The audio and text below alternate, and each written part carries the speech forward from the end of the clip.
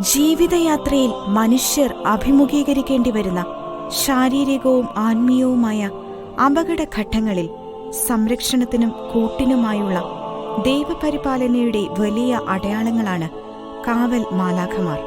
എന്റെ പ്രിയ കാവൽ മാലാഖയെ, അങ്ങയുടെ സ്നേഹത്തിന് ഞാൻ ഏറെ കടപ്പെട്ടിരിക്കുന്നു.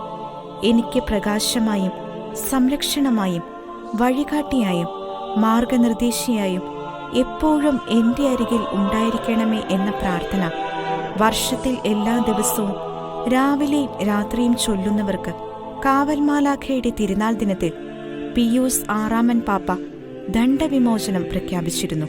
സ്വർഗത്തിൽ ഇവരുടെ ദൂതന്മാർ എന്റെ സ്വർഗസ്ഥനായ പിതാവിന്റെ മുഖം എപ്പോഴും ദർശിച്ചുകൊണ്ടിരിക്കുകയാണെന്ന യേശുവിന്റെ വാക്കുകൾ കാവൽ ദൂതന്മാരുടെ മാധ്യസ്ഥ ശക്തിയിലേക്ക് വെളിച്ചം വീശുന്നതാണ്.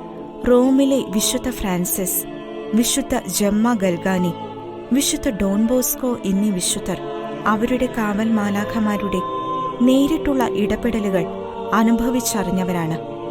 വീഴ്ചകളിൽ നിന്ന് കരകയറുന്നതിനും പ്രലോഭനങ്ങളിൽ അകപ്പെടാതിരിക്കുന്നതിനും അപകടങ്ങളിൽ നിന്നുള്ള സംരക്ഷണാർത്ഥവും കാവൽ മാലാഖമാരുടെ സഹായം സ്വർഗോന്മുഖമായ യാത്രയിൽ നമുക്ക് സഹായവും ധൈര്യവും പകരുന്നതാണ്.